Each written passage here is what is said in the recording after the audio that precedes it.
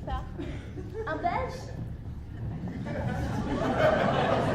une très bonne idée. Comment le belge, s'il te plaît? Ouais, je vais vous le dire.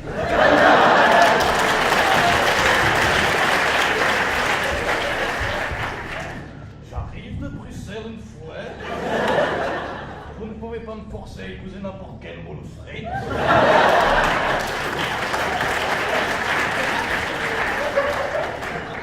Vous êtes passé de là à là. Oh, tiens, Nicolas Sarkozy. Fais-moi la tante québécoise d'abord. T'es, comme le dit vieux caribou, fiançailles arrangées par ses vieux, fiançailles heureuses, tabarnak. C'est pas mal. Nicolas, s'il te plaît. Écoutez, je viens. Je me lance.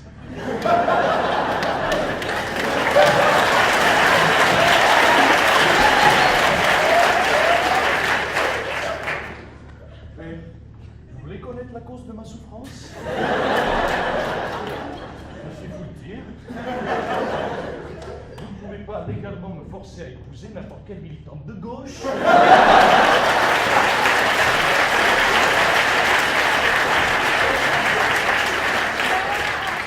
C'est pas mal. Interférer, excusez-moi. Interférer comme cela dans mes relations sentimentales, sans même me consulter, c'est bafouer les principes du duché, c'est violer notre identité nationale.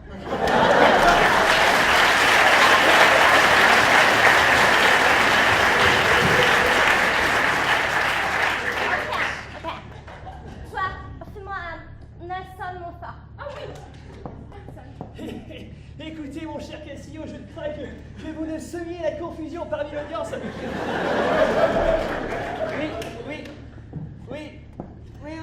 Oui, en effet, on me dit dans l'oreille que bien sûr, je peux vous forcer. Of course, I can force you.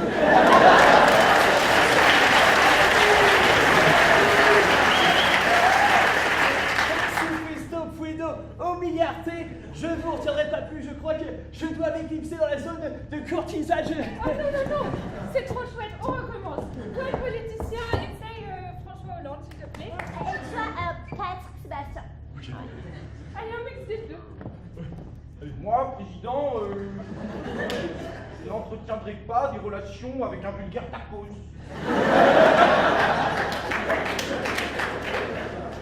Vous ne m'y forcerez pas, j'en fais la promesse. Moi, les promesses, je les tiens.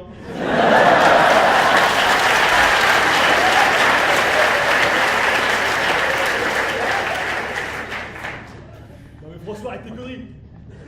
Je veux dire, la quéquette, c'est génial. Je veux dire, je serais toi, la petite faritas, je la ferais tourner que des salades. Ah, quel panard. Allez.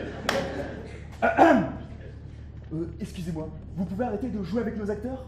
On a besoin d'eux pour l'acte 2. Merci. Allez, en place les acteurs s'il vous plaît. Allez, on y va. Vas-y. Allez. Arrête tes conneries, patoche. Et on arrête avec les imitations. Ils sont quand même super bons, tu trouves pas?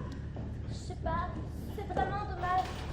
J'aurais bien aimé voir la villa face à Jean-Claude Van Damme.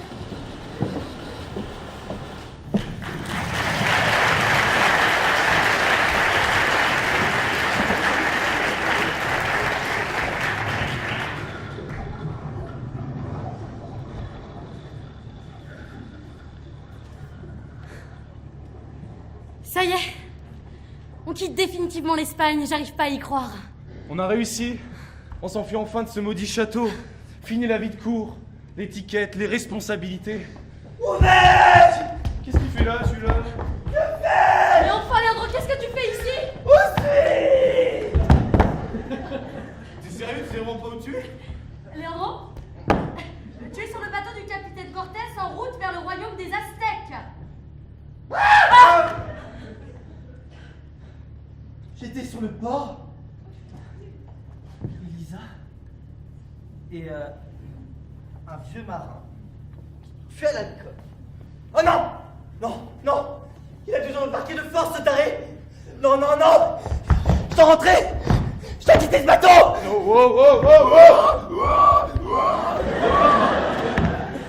Mais calme-toi! Oui, calme-toi. C'est pas en sautant par l'Espagne.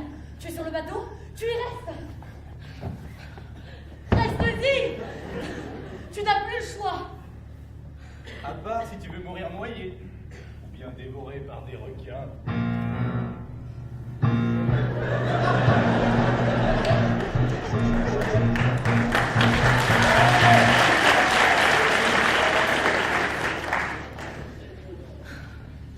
On est trop loin du port maintenant, il n'y a aucun moyen de revenir. Reprends tes esprits et explique-nous ce qui s'est passé. Ah, te voilà, Léo! Lisa. Oh, Enfin, un visage que je suis content de voir. Tu vas mieux? J'ai cru que tu ne te réveillerais jamais. Oui, ça va. Enfin, je ne me rappelle pas bien. Mais que diable faisons-nous dans cette galère? tu nous présentes? Ah, pardon. Lisa, je te présente mes cousins, Castillo et Isabella. Castillo, Isabella, je vous présente Lisa. Enchanté. Je suis ravi de vous rencontrer. Tout le plaisir est pour moi. Pouvez-vous me dire quel rapport vous entretenez avec Léandro? Léandro? Oui, Léandro. Oui, Léandro. À vrai dire, nous ne nous sommes pas vus depuis 14 ans. Lorsque Lorsque nous étions à l'occasion d'un voyage en Italie, passé avec ma mère, la comtesse Alvarez, nous avons rendu visite à un de ses amis, le comte Panzani. Un homme formidable. Peu enclin à l'alpinisme et un redoutable mangeur de tarte. Et de ce fait, nous avons fait la connaissance de sa fille, Lisa. N'est-ce pas, Lisa? Oui, je crois. Et nous nous sommes retrouvés hier sur le port. C'est incroyable, non? Oui, en effet. Lisa, d'après Léandro, vous êtes fait embarquer de force sur le bateau? Oui, nous venions à peine de nous retrouver lorsque le capitaine Herpès nous a aperçus. Il nous a dit qu'il devait embarquer 2 jeunes sur le bateau avec lui. On a essayé de lui dire qu'il faisait erreur, mais il ne nous a pas écoutés et nous a pris avec lui. Ça devait être le capitaine Cortés, il avait sûrement trop bu, et vous a pris pour Castillo et moi. Voilà les enseignants. Tout le monde sur le pont. Capitaine Cortés! C'est le capitaine Cortés! Capitaine Cortés, s'est réveillé! Tout le monde en place!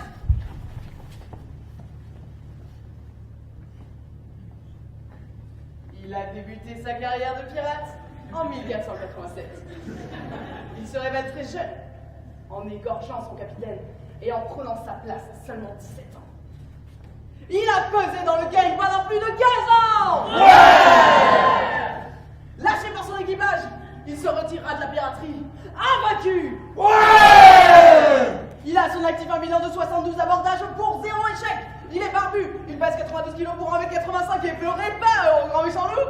J'ai nommé Capitaine Cortés!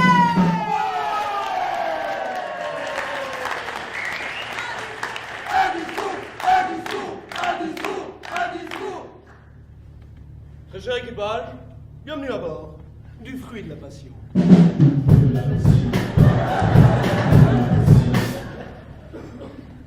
Notre belle aventure commence ici, à la recherche de cette denrée convoitée par tous les plus grands souverains d'Espagne, le cacao, détenu par de sauvages aztèques. Un long voyage nous attend. Pendant ces 3 prochains mois, il y aura des moments difficiles, des tempêtes, des kraken. Et pour s'en mettre, la sieste et la beuverie! Ouais! Sachez tous que c'est un honneur, c'est un privilège, c'est un plaisir de faire ce voyage avec vous. J'attends de vous que vous soyez exemplaires. Chacun de vous a été choisi pour ses compétences, ses capacités, ses talents. Choisi. Oh là, que courage! Nous avons une nouvelle femme à bord! Non, mon capitaine, vous avez 2 nouvelles femmes à bord.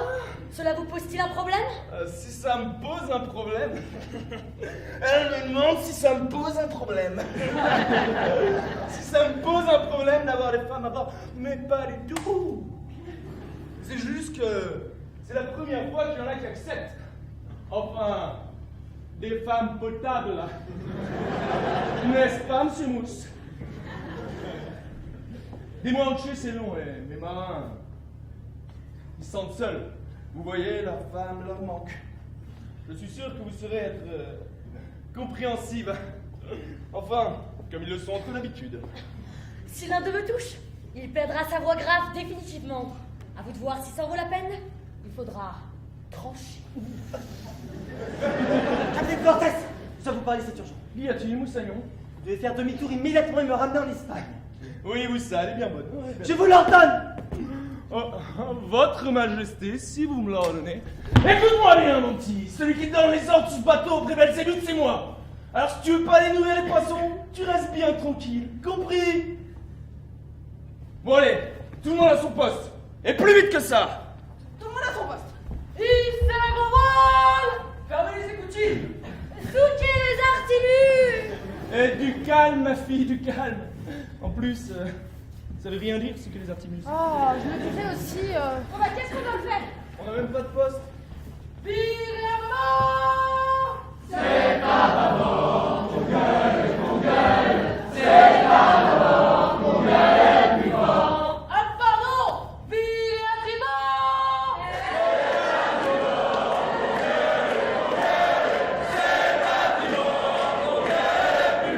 Le prochain qui a la pape en roue à tribord, il passe par les chibords.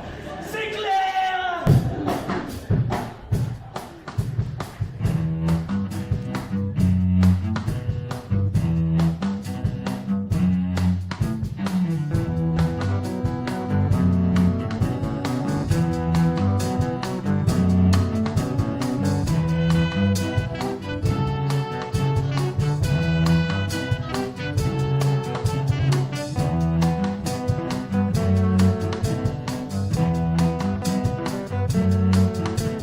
C'est moi le capitaine Cortés, maître à bord de mon bateau. C'est lui le capitaine Cortés, maître à bord de son bateau. Rien ni personne ne m'arrête quand je m'élance sur les flots. Rien ni personne ne l'arrête quand il s'élance sur les flots. Le dernier qui m'a traité d'être un bricoleur. S'est retrouvé avec son piccolo dans les naseaux. Le dernier qui m'a traité d'être un bricoleur. S'est retrouvé avec son piccolo dans les naseaux.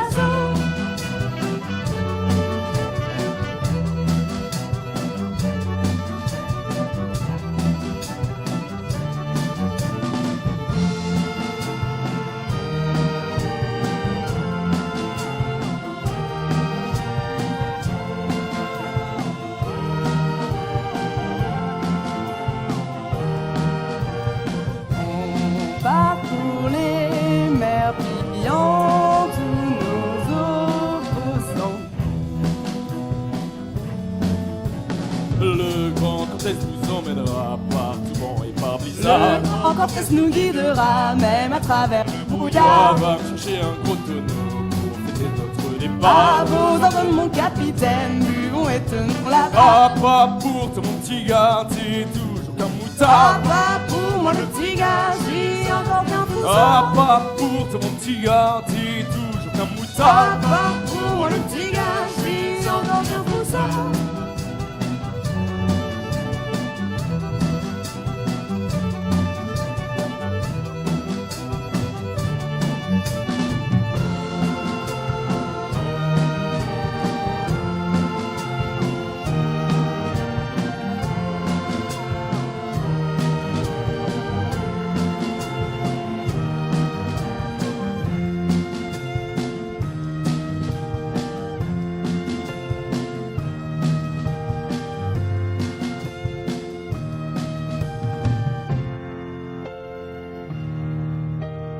Un jour je serai plus grand marin de l'Ouest.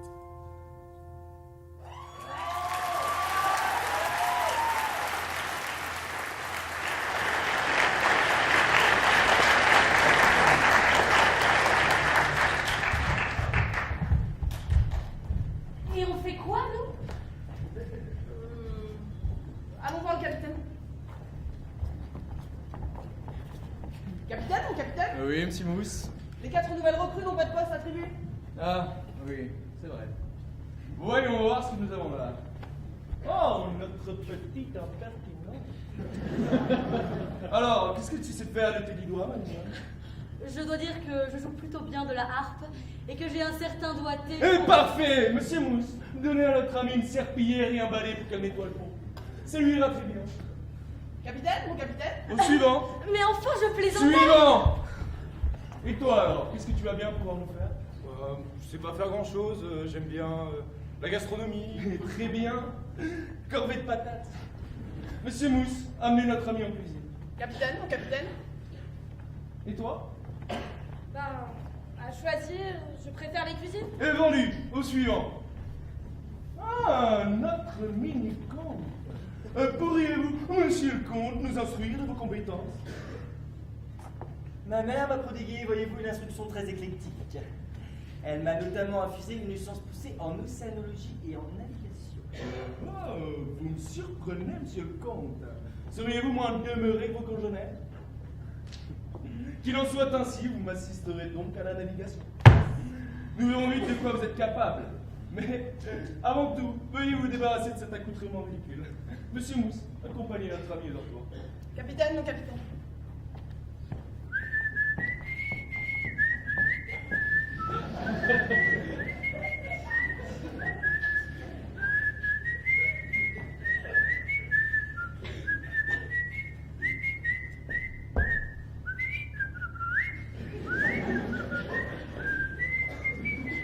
Alors, capitaine?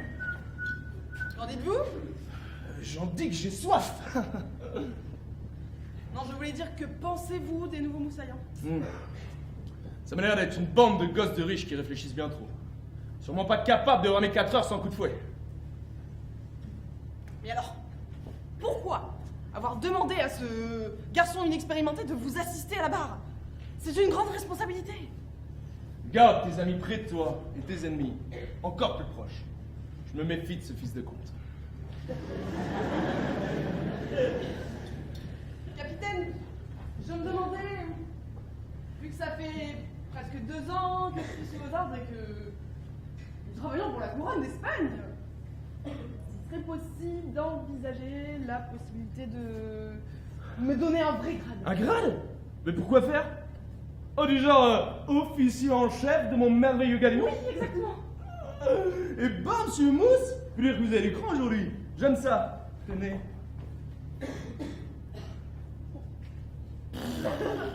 Bon, on rigole bien ensemble, Mousse, mais il y a un temps pour tout. Je vais vous le donner, votre grade. Pour de vrai? Oui, monsieur Mousse, pour de vrai. Vous êtes maintenant, officiellement, officier en chef, responsable de l'asticage du fruit de la passion. De l'asticage? Ah oui, votre nouvelle mission sera donc de faire en sorte que ce bateau soit impeccable en toutes circonstances. Mais c'est pas les capots. Monsieur Mousse, vous êtes maintenant officier astiqueur. Cela n'a rien à voir, vous avez maintenant la responsabilité de l'état du fruit de la passion.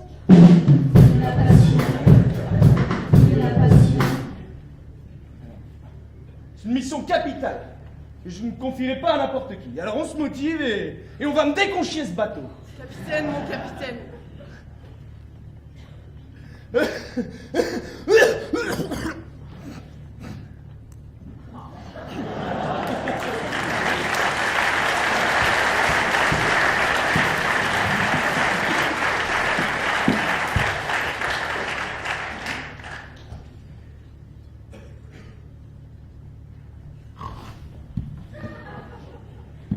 Alors comme ça, Léandro, nos parents étaient de vieux amis.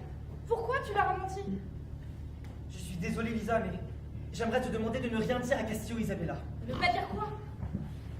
Laisse-moi t'expliquer. Voilà, depuis le jour où nous nous sommes quittés, lorsque la comtesse Alvarez est venue me recueillir à Florence dans notre orphelinat, elle a fait de moi son fils. Léo, amoureux. La comtesse est devenue ma mère pour mon plus grand bonheur. Elle m'a totalement accepté. Elle a fait de moi son unique héritier. Elle disait même que mes capacités me destinaient à régner sur le duché de la Rioja, à unifier l'Espagne. Mais pour que tout cela soit possible, je ne pouvais être seulement un orphelin. Je devais avoir un nom. Et même ça, ma mère me l'a donné. Pour tout le monde, je suis Leandro Alvarez, fils de la comtesse Alvarez. Grâce à ma bienfaitrice, je me suis débarrassé de mon passé italien. J'ai changé de nom, de statut, et j'ai laissé derrière moi la famille de la misère quotidienne. Enfin, il y a tout de même quelque chose que j'ai souvent regretté de notre film. Toi et tous ces moments que nous passions ensemble. Mais Lisa, si tout cela venait à être découvert, je devrais renoncer à toutes mes prétentions au duché. Et les sacrifices de ma mère n'auront servi à rien. C'est pour ça, Lisa, que tu ne dois rien dire et que je dois retourner le plus rapidement possible en Espagne. Je comprends. Et toi, Lisa, comment t'es-tu retrouvée en Espagne?